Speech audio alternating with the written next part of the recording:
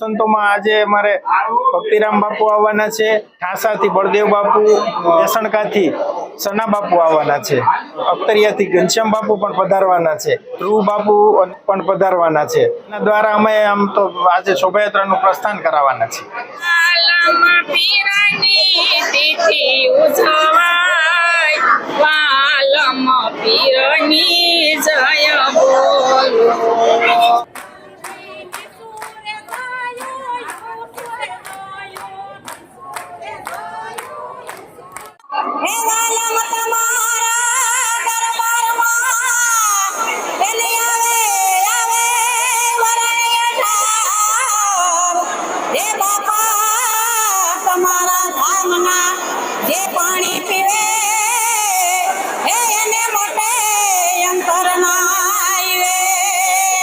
ગરમીમાં થોડી રાહત મળે તે માટે જો બાળકોને સરસ મજાની કેન્ડી પણ ખવડાવવામાં આવે છે.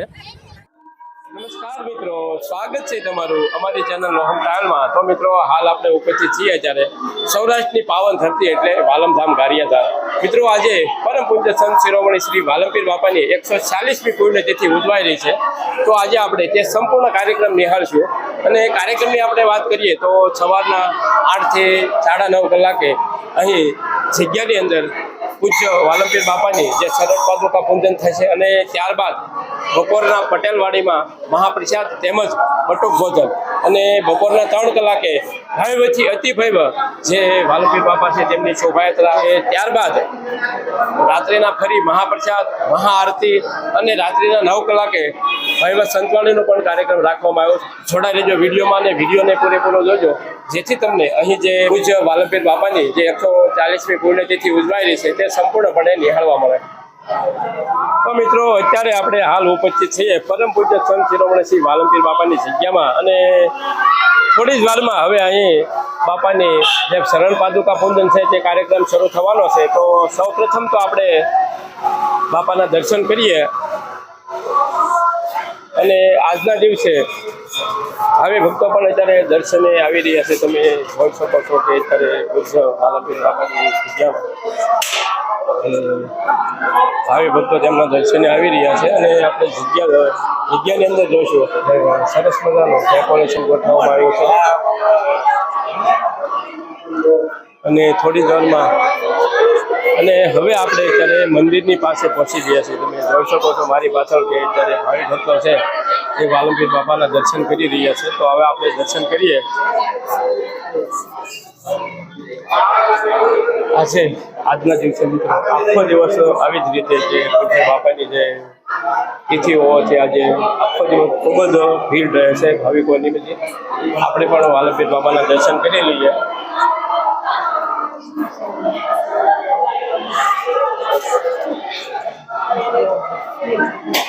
ત્યારબાદ આગળ જોઈએ તો સરસ મજાનો ગણપતિજી મહારાજને પણ બેસાડવામાં આવ્યા છે. ત્યારબાદ હનુમાનજી મહારાજ અને સરસ મજાનું જૂનું મહાદેવનું પણ એક મંદિર આવેલું છે અહીં અને ઉપર પર તમે જોઈ શકો સરસ મજાનો ડેકોરેટ કરવામાં આવ્યું છે.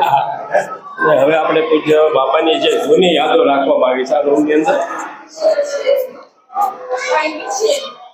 ખૂબ જ જૂની એટલે કે આપણે સામેની તરફ આપણે જોઈ રહ્યા છીએ ત્યારે કે પૂજ્ય વાલમપીર બાપાની જે પાઘડી છે, ત્યારબાદ તેમના વસ્ત્રો છે જૂના, આ ઢોલિયો છે, લાકડી છે, બધી જ યાદો રાખવામાં આવી છે.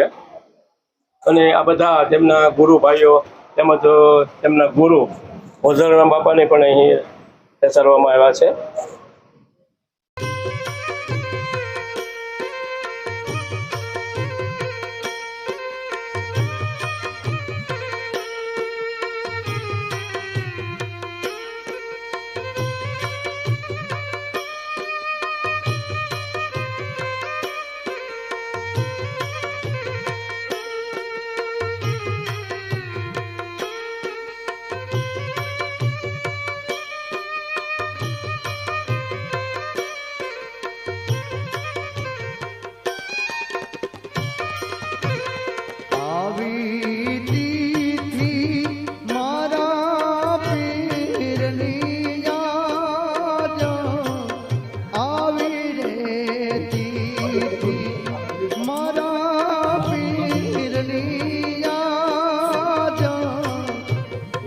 વિદાયું એ વાલમ રામની રે વાલમ પીર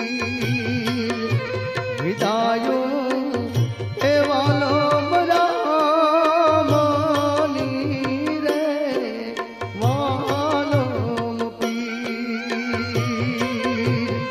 આવી તીતી મારા પીરની યાદ આવી રે તીતી મારા પીરની યાદ વિદાયું એ વાલમ પીરની રે વાલમ પીર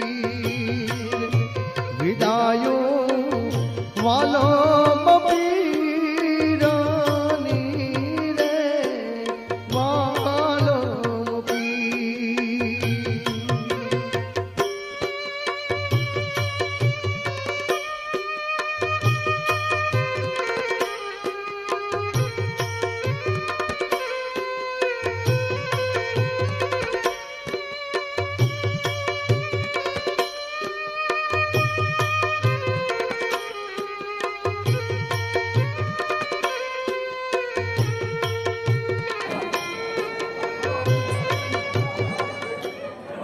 તો મિત્રો આજે આપણે પૂજ્ય બાપાના દર્શન કર્યા તેમજ તેમની જે શરણ પાદુકા પૂજન વિધિ ઉજવાઈ રહી હતી તે સંપૂર્ણ નિહાળીને ત્યારબાદ હવે આપણે આવી ગયા છીએ કે જ્યાં બ્લડ ડોનેશન કેમ્પ તેમજ મહાપ્રસાદનું આયોજન રાખવામાં આવ્યું છે. તો આપણે અંદર જઈએ અને નિહાળીએ.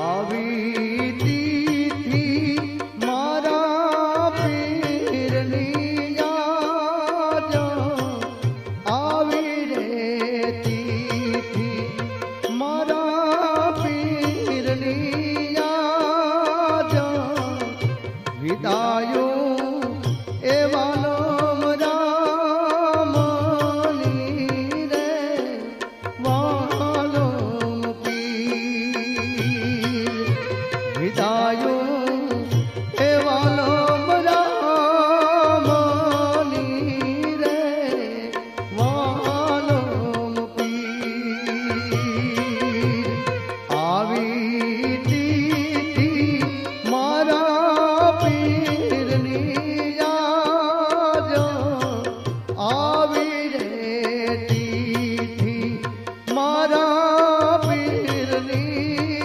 યાદ વિદાયું એ વાલમ પીરની રે વાલમ પીર વિદાયું વાલમ પીરની રે વાલમ પીર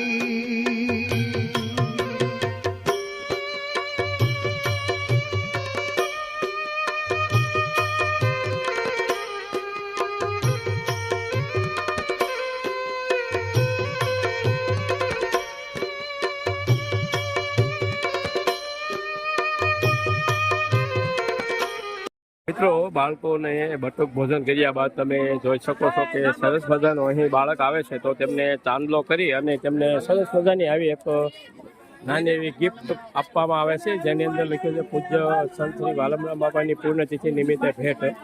તો જો આ રીતની ભેટ આપવામાં આવે છે બાળકોને પણ. પરમ પૂજ્ય સંત શિરોમણી શ્રી વાલમપીર બાપાની 140મી પૂર્ણતિથિ ઉજવાઈ રહી છે. તો અત્યાર સુધીનો કાર્યક્રમ આપણે નિહાળ્યો તો ખરેખર તમને કેવો લાગ્યો વિડીયો કોમેન્ટ કરીને જરૂર બતાવજો અને કોમેન્ટમાં તમારો અભિપ્રાય પણ આપજો. અને આ વિડીયો તમને પસંદ આવે તો વિડીયોને લાઈક જરૂર કરજો, તમારા મિત્ર મિત્રોને શેર કરજો જેથી લોકો પણ આ પૂજ્ય બાપાની તિથિ નિહાળી શકે.